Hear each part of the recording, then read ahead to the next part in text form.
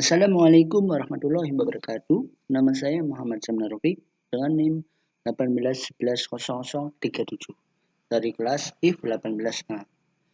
Kali ini kita masuk ke pertemuan 8 pada mata kuliah Cloud Computing. Pertemuan kali ini membahas tentang keamanan sistem cloud computing. Kali ini saya akan menjelaskan beberapa jenis pencurian data pada sistem cloud computing.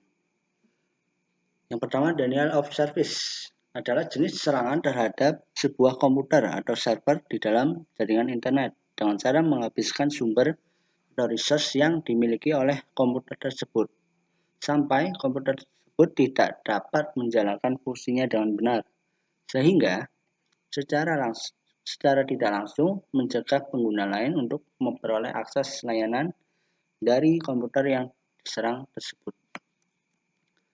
Dalam sebuah serangan DOS attack, si penyerang akan mencoba mencegah akses seorang pengguna terhadap sistem atau jaringan dengan beberapa cara sebagai berikut, yaitu pertama, membanjiri lalu lintas jaringan dengan banyak data sehingga lalu lintas jaringan yang datang dari pengguna yang terdaftar menjadi tidak dapat masuk ke dalam sistem jaringan, atau dengan kata lain traffic flooding.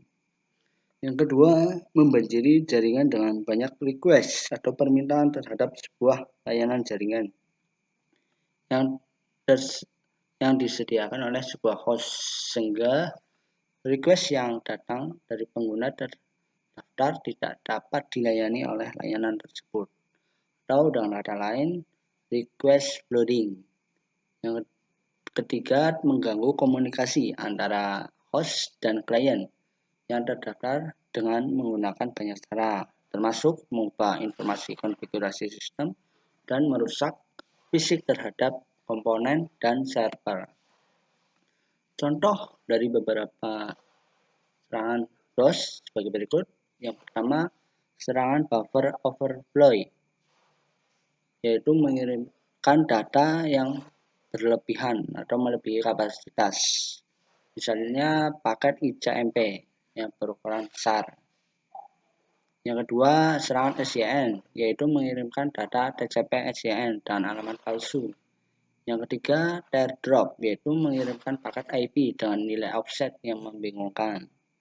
Yang keempat, serangan smurf, yaitu mengirimkan paket IJMP bervolume besar dengan alamat host lain.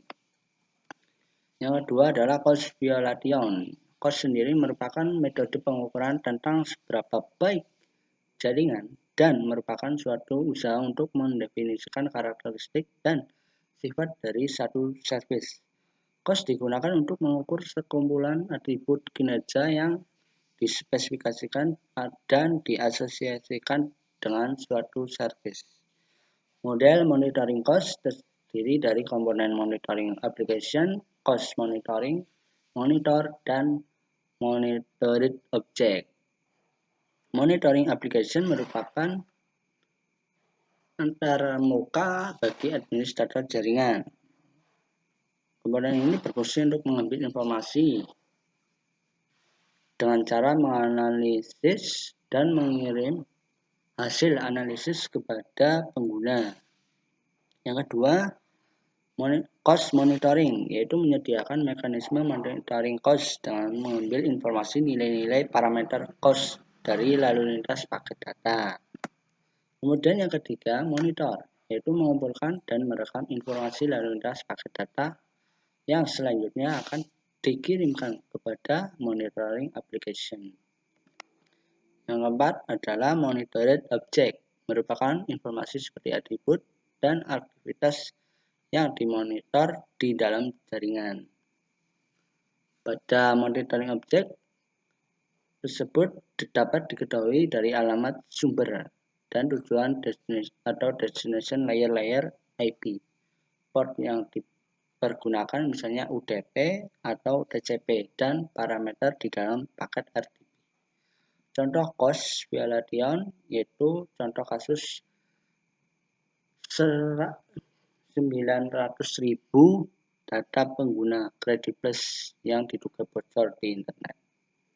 Data tersebut meliputi nama, KTP, email, password, alamat, nomor HP, dan lain-lain. Kebocoran tersebut sempat diungkap oleh salah satu perusahaan cyber pada Juni 2020. Lalu situs cyberthreat.id juga sempat memberitahukan perihal temuan ini. Yang ketiga adalah IP spoofing, adalah jenis spoofing dengan memanfaatkan IP yang menyembunyikan atau menyamarkan lokasi dari mana asal mereka mengirim dan menerima data secara online. Tujuan IP spoofing agar mereka tidak bisa dilacak saat melakukan tindakan kejahatan dunia maya. Contoh IP spoofing yaitu botnet digunakan untuk menyebarkan malware yang dapat menginfeksi komputer pengguna. Yang kedua, virus dipakai untuk menyuntikkan virus melalui file yang dibagikan pada berbagai situs yang terhubung dengan internet. Yang keempat adalah port scanning. Adalah salah satu langkah yang dilakukan cracker sebelum masuk ke server atau ke server yang ditargetkan. Cara yang dilakukan adalah melakukan port scanning atau probing untuk melihat service apa saja yang tersedia di server target. Berbagai program yang digunakan untuk port scanning.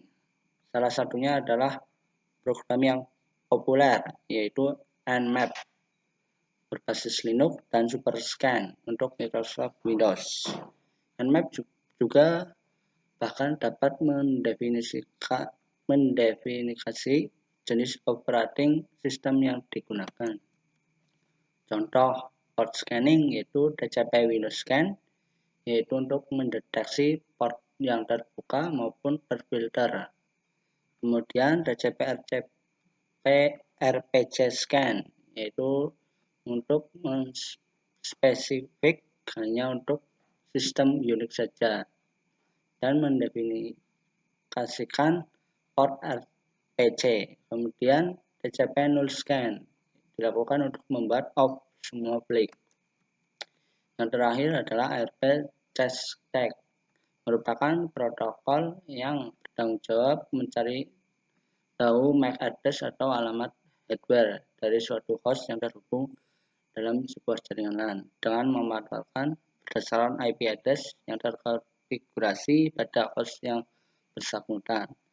Dalam multi-layer protokol ini bekerja antara layer 2 dan layer 3. Layer 2 juga dikenal dengan layer data link. Fungsi ARP sendiri adalah memetakan IP address menjadi MAC address. Contoh apache attack sebagai berikut. Yang pertama, ARP spoofing, sebuah teknik penyadapan oleh pihak ketiga yang dilakukan dalam sebuah jaringan LAN. Itu menyadap untuk mentransmisi modifikasi trafik hingga menghentikan trafik komunikasi antara dua mesin yang terhubung dalam satu jaringan lokal atau LAN. ARP poisoning adalah suatu teknik menyerang terhadap jaringan komputer lokal melalui kabel atau wireless yang memungkinkan penyerang bisa mengetahui premise data pada jaringan lokal. Prinsip serangan ARP poisoning ini memanfaatkan kelemahan pada teknologi jaringan komputer itu sendiri yang menggunakan ARP broadcast. Berikut adalah penjelasan dari pertemuan 8 ini. Ini adalah referensi yang saya gunakan. Terima kasih. Apabila ada kesalahan, saya mohon maaf. Assalamualaikum warahmatullahi wabarakatuh.